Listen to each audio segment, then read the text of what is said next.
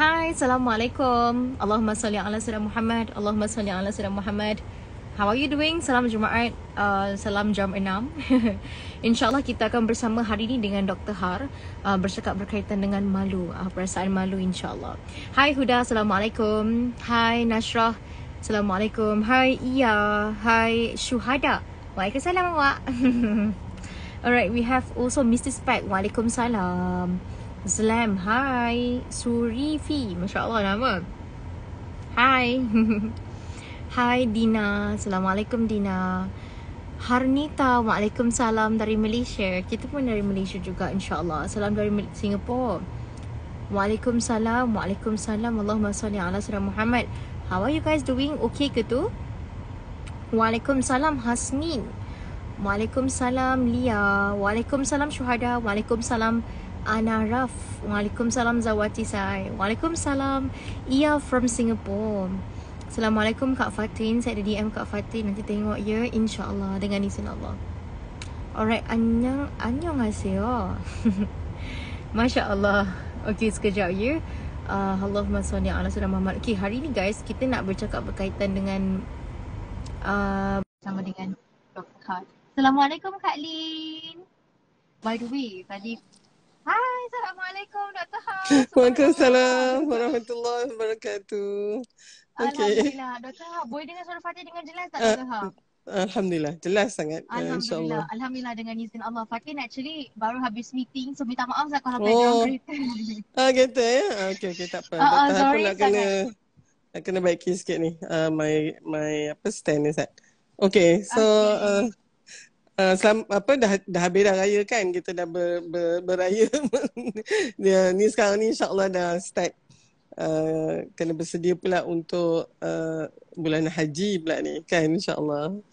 Okay. Kita bersedia pula dengan bulan haji kan, subhanallah. Okay, Dr. Har. Okay. Basically, sebelum kita mulakan lah dengan izin Allah, I think best untuk kita buat apa tu, Allahumma salli ala sayyidina Muhammad.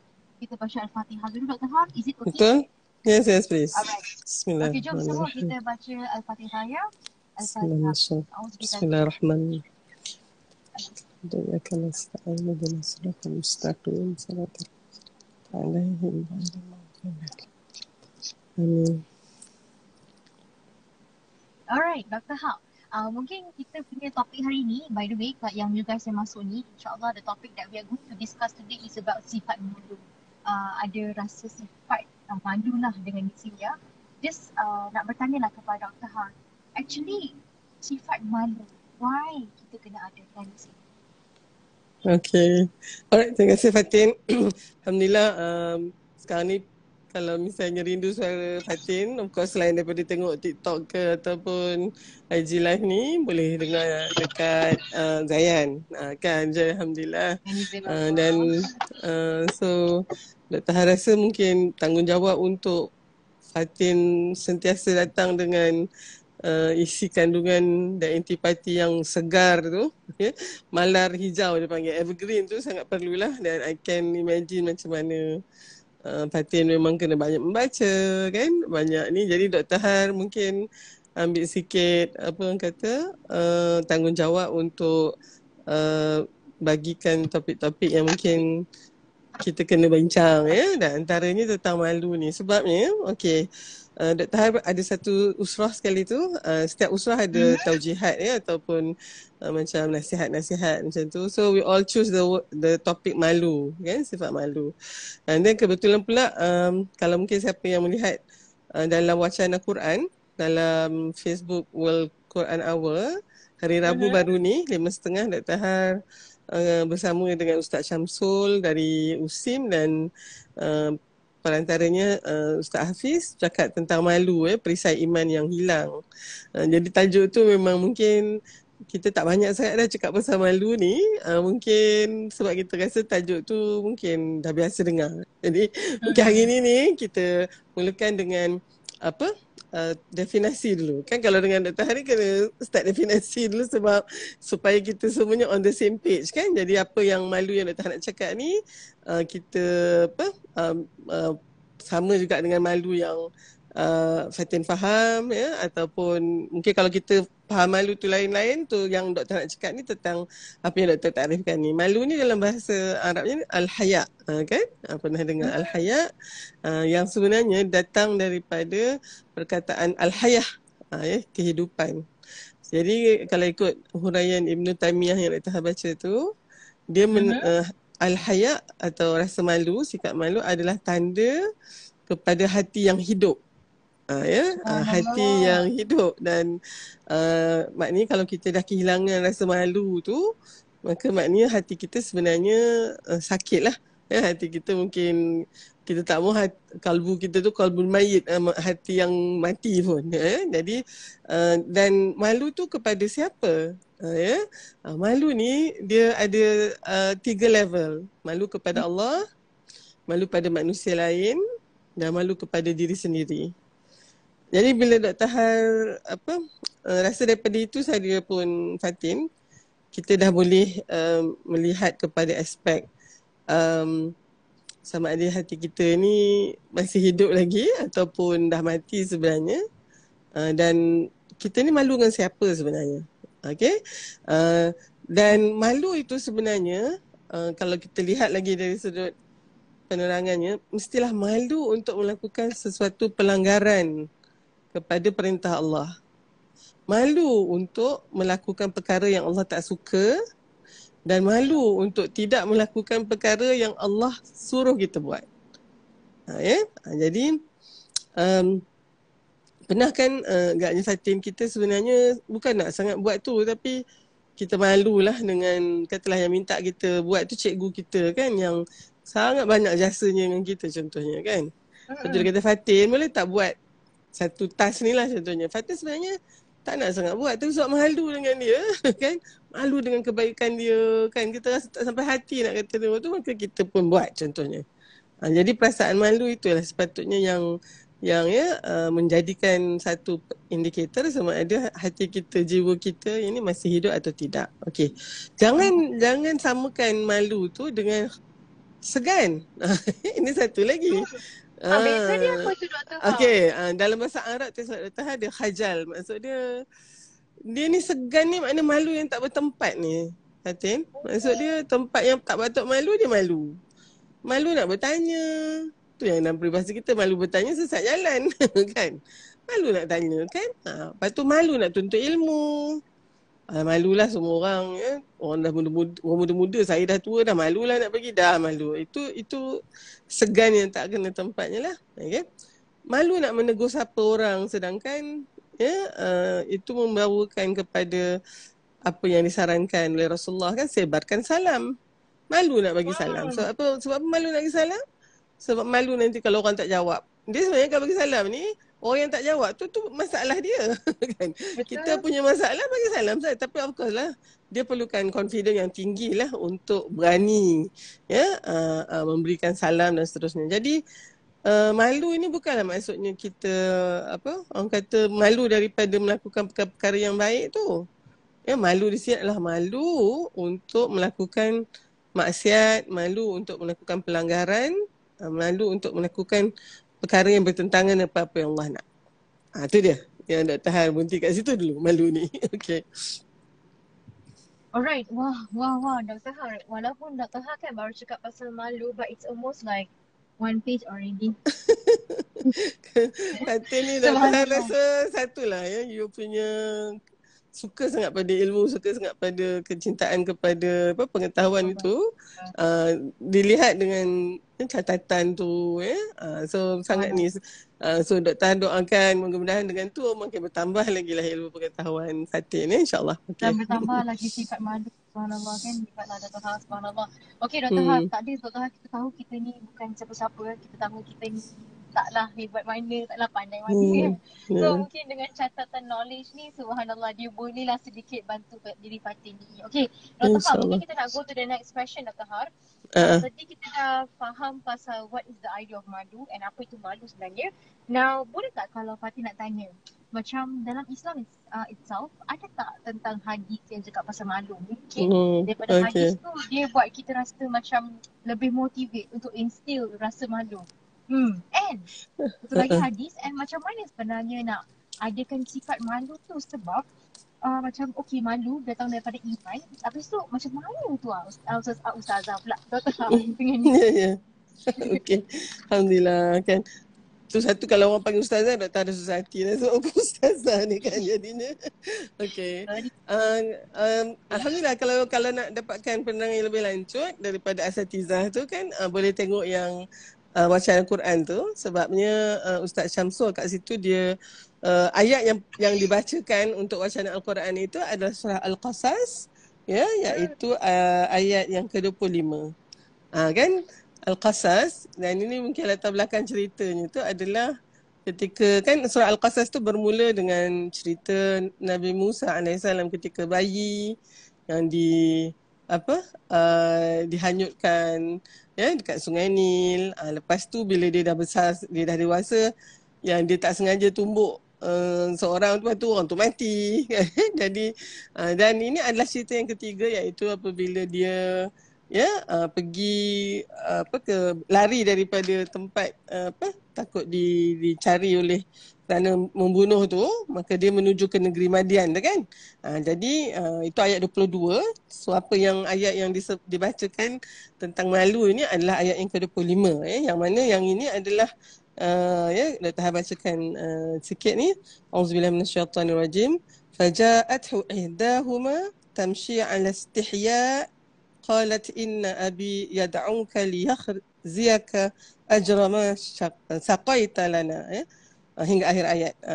Yang ini ni adalah apabila kan Nabi Musa, selepas Nabi Musa membantu dua orang yang dikatakan anak untuk kepada Syekhul Madian, ada kata Nabi Syuaib kan, anak Nabi Syuaib tu, dan akhirnya kan lepas dia dah bantu tu, dia sebenarnya sangat memerlukan bantuan dari sudut tempat untuk istirahat, untuk makan, dan sangat memerlukan tu.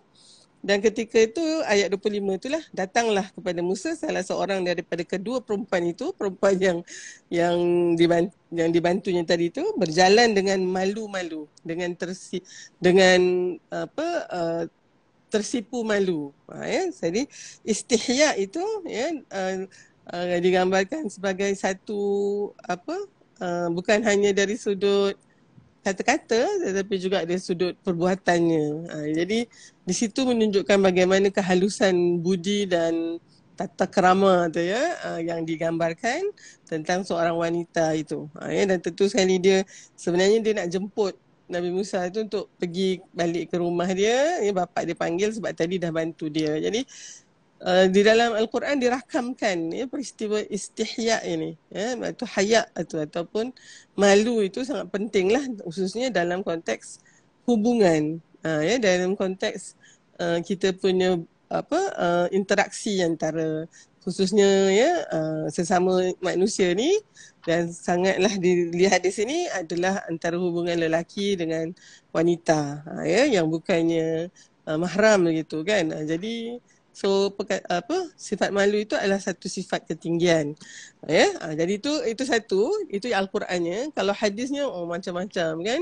Kita tahu hadis yang tentang iman itu ada cabang, berapa cabang. Yang cabang yang paling tinggi adalah mengucap la ilaha illallah, yang paling rendah adalah membuang halangan daripada jalan kan. Itu benar.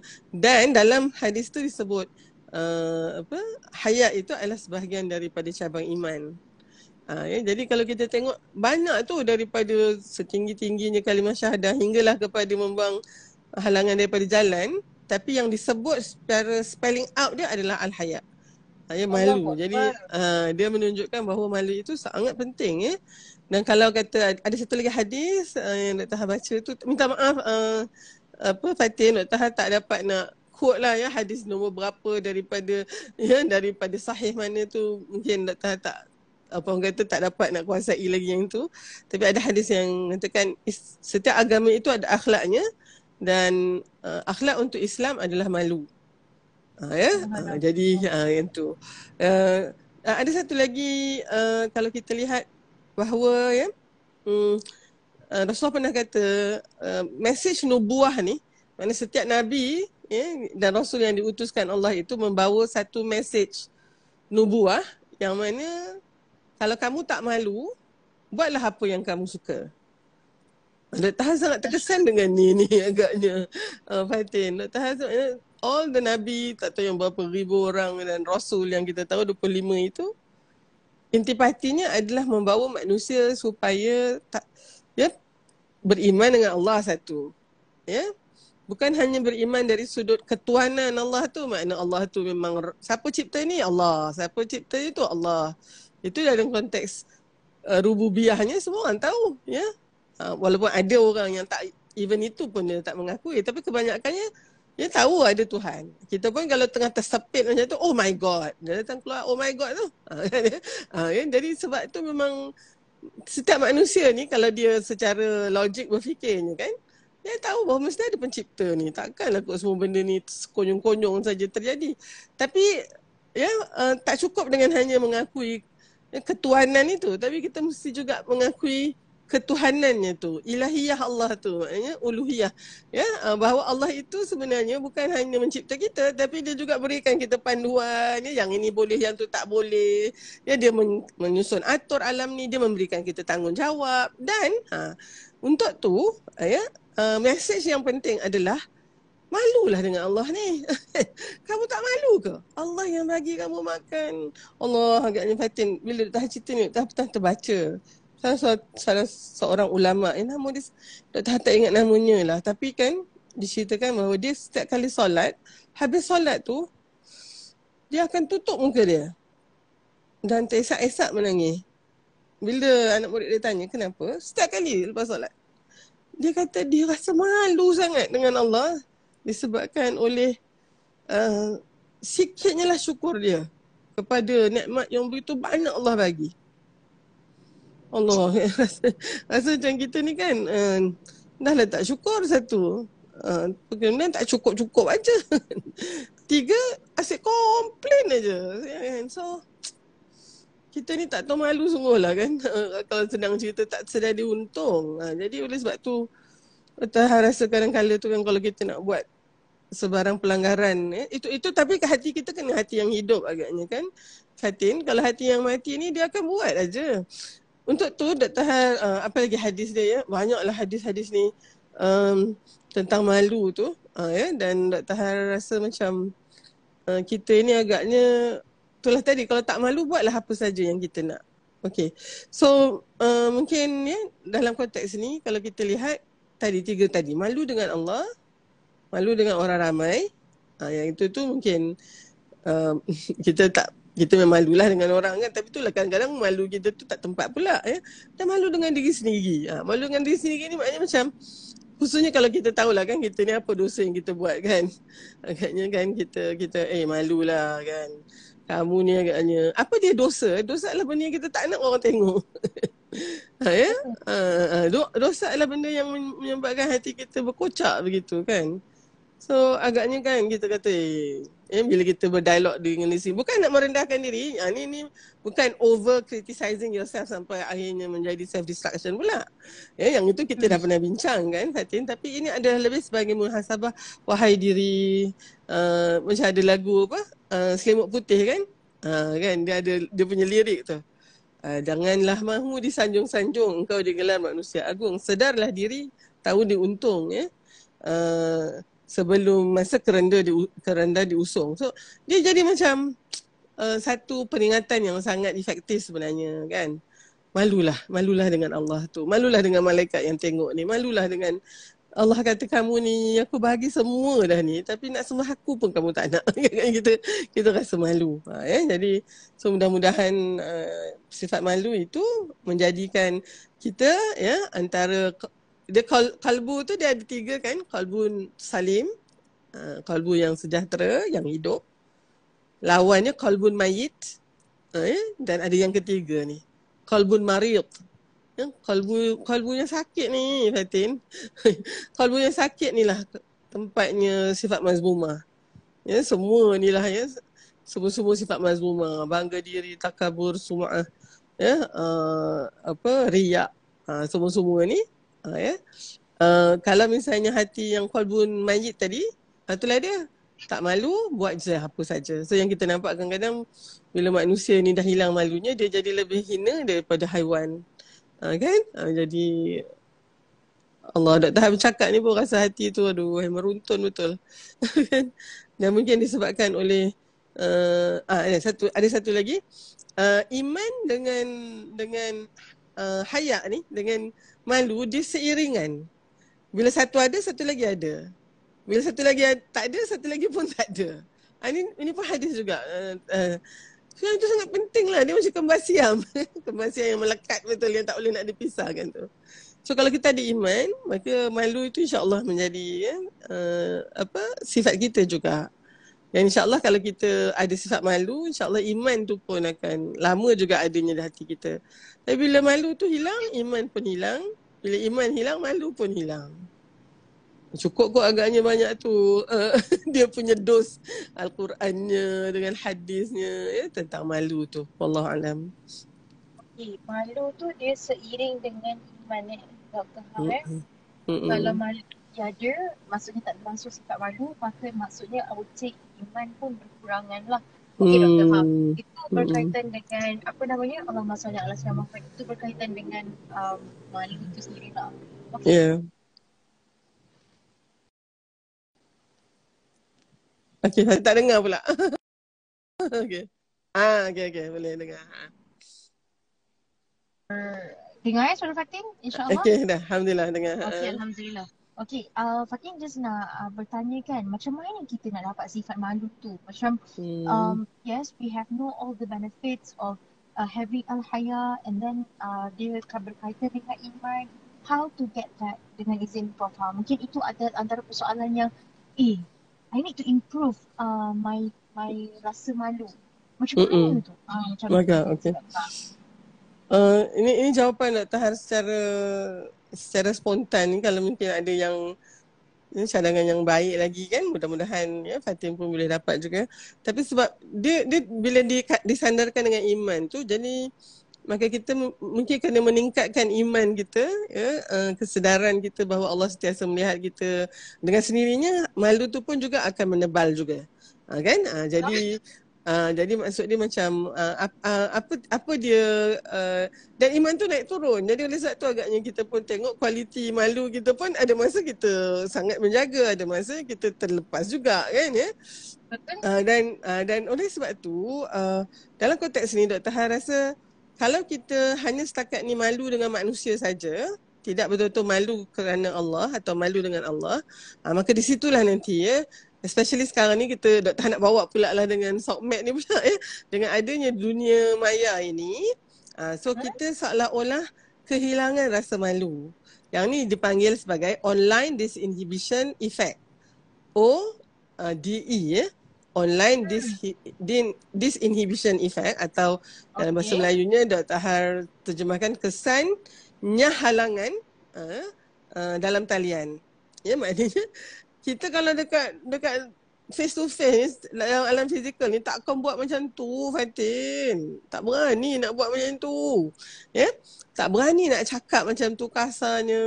Tak beranilah agaknya nak buat benda yang mungkin yalah kalau kita tiba-tiba je menari kat tengah-tengah orang ramai, malu kita kan. Tapi sebab sekarang ni dianya di dalam online ni, dengan keadaan anonymous, keadaan kita rasa orang tak tahu siapa kita, jadi dia hilang rasa malu tadi tu, disinhibition. Sebenarnya yang buatkan kita tak buat benda-benda yang ni sebab kita rasa segan dengan manusia. Jadi adalah juga penghalangnya. Tapi bila dah tak ada segan tu, maka di situlah kita lakukan macam-macam. Jadi mungkin Dr. Han rasa kan mungkin tak ramai orang yang suka nak katalah buat gerakan-gerakan yang kita rasa walaupun sekejap tu mungkin segan lah kan. Tapi bila tengok ramai orang buat dan kita buat sekejap aja dan lepas tu pula dapat banyak attention, masuk pula FYP contohnya, happy lah kan macam tu. So kita pun jadi buat juga, kan. So ni bukan nak kata kat Fatin janganlah pula rasa tak nak buatlah apa-apa lepas ni, tak boleh lah. Tapi sebenarnya the line, maknanya garisan antara buat sesuatu itu apa dengan tak buatnya tu jadi sangat kabur di situ kan. Jadi oleh sebab tu mungkin Dr. Han rasa sebelum nak buat apa-apa lah ya, kita mungkin tanyakan, kalau ini fizikal saya buat ke tidak? Kalau saya tak buat, kenapa saya tak buat? Kan ya? Ataupun dan oleh sebab tu mungkin yang penting ya di dalam konteks ini adalah untuk memastikan konten yang kita berikan tu adalah konten yang bermanfaat. Ya mungkin macam sekarang 55 orang je yang tengok, tapi 55 orang tu lah sebenarnya akan dapat manfaat je insya-Allah. Tetapi insya-Allah nanti kalau kita letakkannya dalam kita punya archive semua tu, dia akan dilihat pula oleh orang lain begitu kan. Jadi kan Dr. Han pun sebenarnya oh ya Fatin, alhamdulillah Dr. Han dah bersara ni alhamdulillah daripada 1 Jun hari tu secara official lah dengan UKM. So Dr. Han tak ada lagi dah tak, maknanya nama profesor tu datang UKM yang bagi. So Prof sekarang ni title tu tak boleh pakai dah secara rasminya. Tapi kalau student Dr. Han sendiri dia panggil Prof tu Dr. Han boleh pejam mata je lah. Tapi dalam penulisan apa semua tu kita Dr. Han sendiri tak letak tu lah ya. Jadi bila dah bersara ni Dr. Han rasa memang kalau ikutkan malas sebenarnya nak keluar-keluar kat SOCMED ni, betul tau, sebab kami generasi we all ni rasa macam lagilah bila dah bersara rasa macam nak hilang aja contohnya kan. Tapi Dr. Han fikir pula I have responsibility lah untuk memastikan ada konten yang bermanfaat ya, yang boleh anak-anak Dr. Han dapatkan sedikit maklumat. Macam contohnya petang ni kita bincang tentang malu. Ya, it's a revision lah sebenarnya Fatin kan. Kita dulu memang malu kan, tapi agaknya sejak 2 menjak bila ada media sosial ni jadi macam kurang sikit rasa malu tu kan. Dan tu yang dibimbangkan, kita mungkin terlebih dari batas yang sepatutnya. Dan satu lagi yang ni Dr. Hari sebut ni dalam perbincangan wacana tu, mesti ada muhasabah, mesti ada ya orang lain yang memberikan teguran. So mungkin kadang-kadang kita rasa macam okey, tetapi mungkin agak menjolok mata dan menjolok telinga, menjolok tekak orang lain.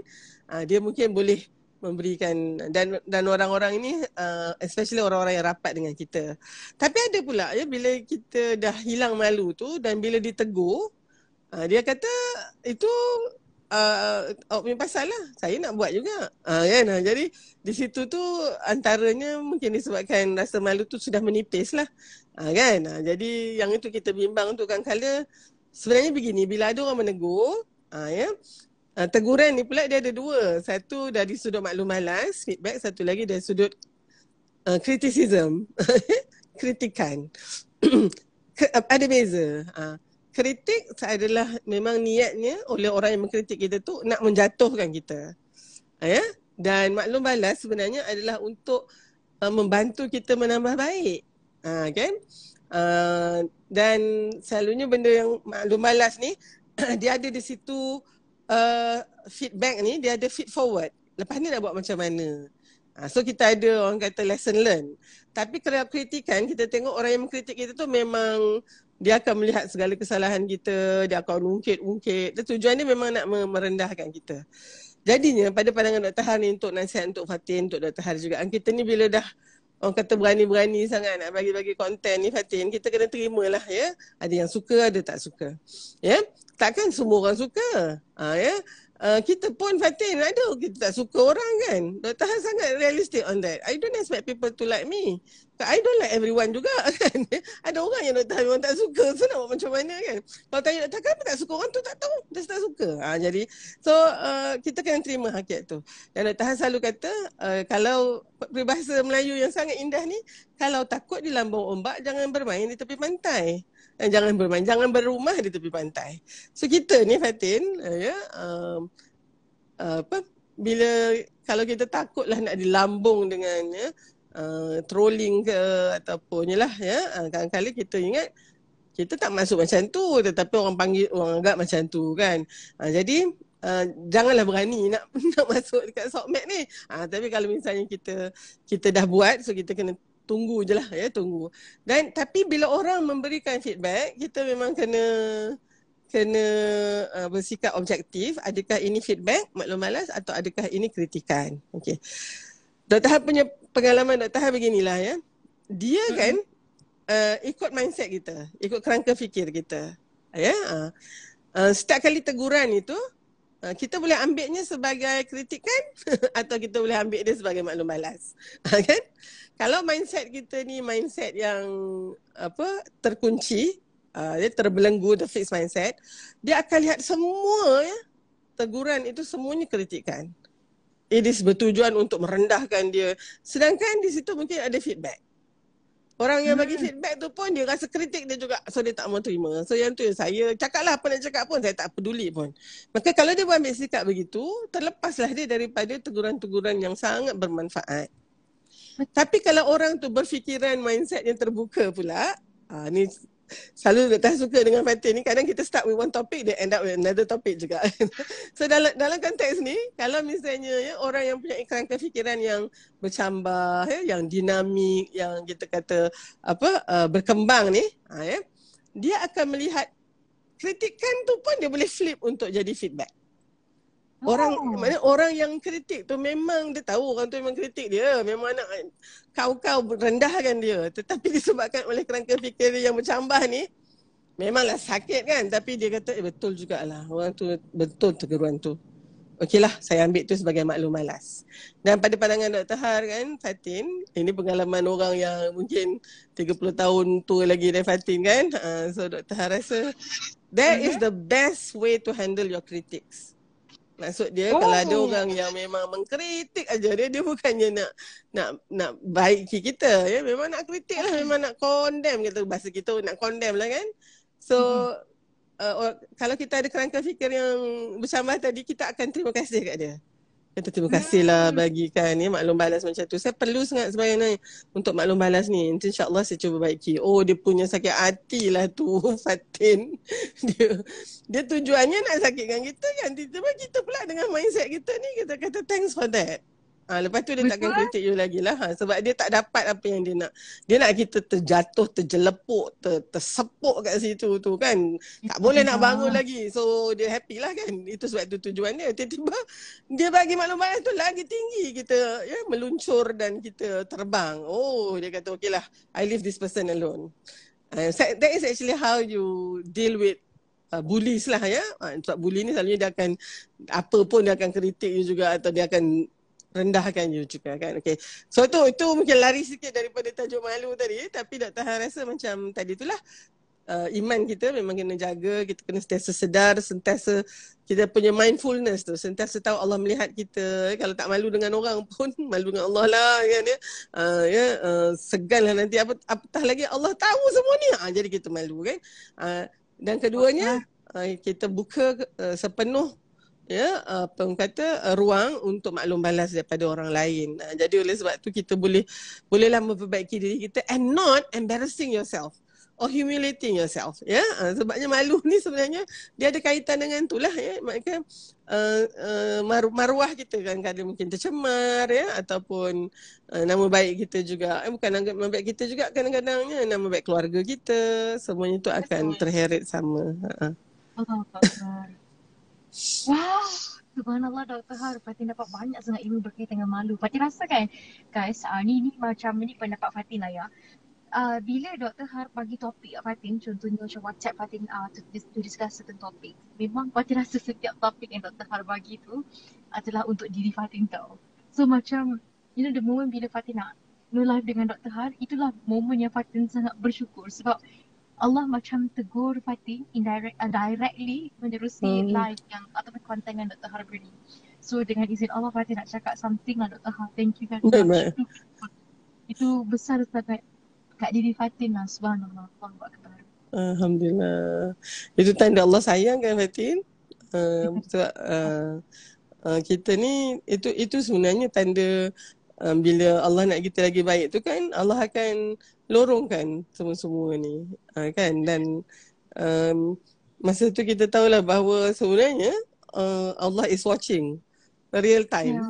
Yeah. Dia bukannya siaran tergendala atau siaran tertunda tau, dia real time kan. So Yep. I don't have to know what actually happen in your life, tapi I'm sure Dr. Har pun sebenarnya bila nak live ni kan awal-awal bulan dengan Fatin ni, tu tajuk apa nak bincang ni. So I think maybe mungkin kebetulan ada bahan dia ya. Dr. Har pun dah buat rujukan sikit. So let's talk about malu. Bila Dr. Har bincang ni dalam usrah kan, usrah makcik-makcik ni yang semua dah menopah. Usrah guru Dr. Har ni, we have been together for like what?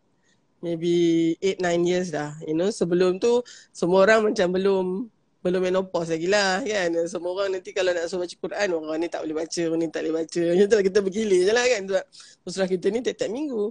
Sekarang ni dah tak payah tanya dah, sebab semua orang boleh baca, sebab semua orang dah menopause. Faham tak? Tapi even then, bila grup usrah ni kita bincang pasal malu, there are so much thing that we still learn even at this age. Kan? Jadi maknanya tazkirah dan taujihat tentang malu ni, dia adalah malar segar kan, evergreen. Ya, dia sentiasa perlulah. So mungkin untuk kami ni dah umur tu sudah harus mengingat tentang kematian. Dr. Har ingat Rasulullah SAW wafatnya 63 tahun. Dr. Har ya, hari Rabu baru ni my 56th birthday, and Dr. Har pun memang nak bersara pada umur 56. Dr. Har kira 7 tahun je lagi kalau umur 63 tu. Okay, 7 tahun tu sangat sekejap sebenarnya. Kan ya. Jadi so Dr. Har bagi hadiah untuk diri Dr. Har untuk hari jadi ni, Dr. Har beli satu set kain kapan. Kan? Sebab memang itu pasti tu.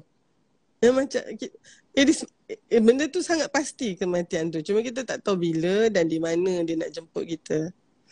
Jadi when Dr. Har beli tu kan, mungkinlah orang lain bagi hadiah, mungkin hadiah yang of course Dr. Har ada juga hadiah yang Dr. Har fancy kan ya. Tapi Dr. Har rasa maybe one more hadiah yang Dr. Har kena berdiri adalah kafan tu, supaya datanglah rasa malu kan. Diri yang akan jadi mayat ni tak lama lagi ni. Tak malu ke?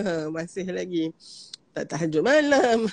Tak malu ke? Masih lagi suka nak buat benda-benda yang tak ada apa orang kata faedahnya, macam itulah kan ya. Jadi itu tadi malu pada diri sendiri. Tapi Dr. Har tak expect lah Fatin dan anak-anak Dr. Har ada that kind of insight ya. Tak apa, jangan dulu pasalnya that will actually belum masanya. Tapi alhamdulillah juga Fatin, we have this conversation. This generation gap that we have actually sangat penting. Dr. Har dulu pun pernah muda juga kan. And Dr. Har sebenarnya, ini satulah bila Dr. Har bersara ni, Dr. Har realise that orang yang dah sampai umurnya tu, dia memang kena move on supaya orang lain boleh berkembang pula kan. So, tapi Dr. Har bersara UKM je lah. Bersara mendidik ni tak ada erti persaraannya kan. Jadi tapi kalau kita tengok masa Dr. Har baya-baya mungkin Fatin atau umur 30-40 tu, dan Dr. Har tengok my senior, my professor bersara seorang-seorang tu kan, sedih. Tapi in a way I'm happy in the sense that they have done what they should, and now Dr. Har yang kena teruskan legacy tu. Sebelum ni Dr. Har, I'm sitting on the shoulders of giants. Okay, and then now Dr. Har realised that I have been giants where so many people have been sitting on my shoulders kan, and I hope insyaAllah they orang pula in the process of becoming giant themselves, and orang lain pula lah yang akan menumpang di atas bahu mereka. So that's actually the circle of life. So insyaAllah, so memang kena pergi, memang kena orang kata prepare untuk yaumur rahil ya, hari berpergian tu. So Dr. Allahu Har rasa Akbar. tu itulah hadiah untuk Dr. Har sempena umur 56 tahun ni, insyaAllah. InsyaAllah. Okay, Dr. Har. Last question, Dr. Har. Mungkin kita ambil dalam masa 3 minit, insyaAllah. Boleh. Dr. Har dikenali sebagai seorang penulis juga, writer. And now, kita sekarang tengah demam PBA KL, Dr. Har. demam pesta buku Kuala Lumpur. Dah 2 tahun tak ada kan? Yes. Ni Dr. Har nak tanya ni. Dr. Har ada tak dekat PBA KL? Kalau ada, bila? Then kat mana tu? Jangan resign, Dr. Har. Okay. Dr. Har ada keluar buku yang baru, ada 2 buku. Sekufu. Sekufu dan juga satu lagi, The White Coat. White Coat punya buku ni. White Coat, Dr. Har menulis dengan Anwar Fazal sendiri. 50 talian hayat untuk suami isteri. So ni mimpi bukan untuk Fatin lagi lah sebab belum lagi. Tapi kalau dah ada plan pun, dah boleh dah beli dan juga mungkin hadiahkan kepada insyaAllah. Okay, tu bunyi dia macam insyaAllah lah tu, tak apalah, tak lama lagi kan. Fatin, buku Sekufu Dr. rasa mungkin ramai juga orang dah tengok. Tapi yang 50 talian hayat ni mungkin belum lagi sebab dia ni, yang ni masa minggu terakhir Ramadan hari tu. 50 talian hayat untuk suami isteri. Dah suka dia punya buku sebab it's my favourite colour, peach ni. Lepas tu dia ada edisi hadiah. Edisi hadiah ni dia dalam kotak. So you kena buka dulu and you see the book. Buku dia ada kat sini. And kita dia adalah yang kat situ dia tulis Til Jannah kan. Yang tu okay.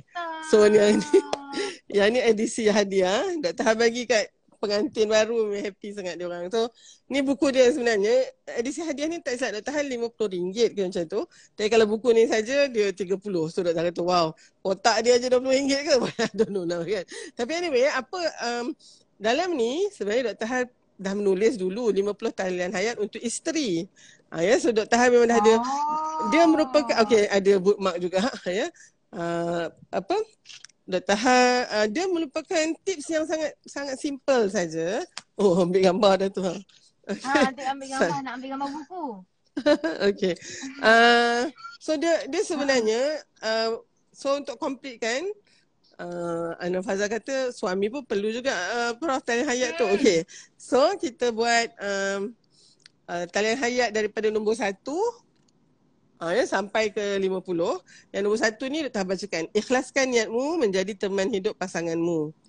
Yang tu paling penting kan. Sebab antara kita mungkin niat kita macam nak solat tu kan, kena niat kerana Allah.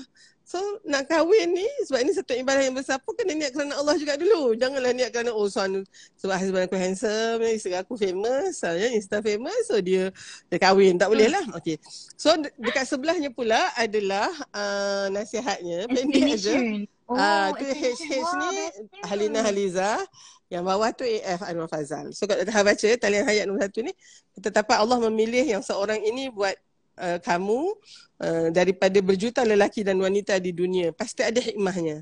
Antara yang tersirat itu ada ruang untuk lebih mengenali pencipta melalui hambanya.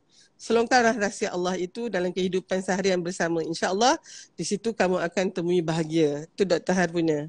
Anwar Fazal tulis, dia kata niat itu seperti surat. Salah alamat, salah sampai tempat. Niatlah titik tolak segala-galanya. Cantik niat, cantik semuanya. Berusullah untuk mengikhlaskan niat. Walaupun ada tiba waktunya, ikhlas itu sangat berat, dia kata. Tuhan menilai pada niat dan keikhlasan, bukan pada permukaan dan kepura-puraan. Tu deep tu. Jika niat lillahi ta'ala, biar apa yang melanda, Allah akan sentiasa menjaga. Tak Anwar Fazal punya. Dr. Har suka baca dia. So ini gambar dia. Dia punya artis very nice. Dr. Har suka gambar-gambar tu. Atau adalah kat sini Innamal a'malu binniat hadis dia. So yang Dr. Har baca yang talian hayat kedua pula. Sikit ya. Pertahankan ikatan pernikahan yang dibina atas nama Allah yang Maha Agung.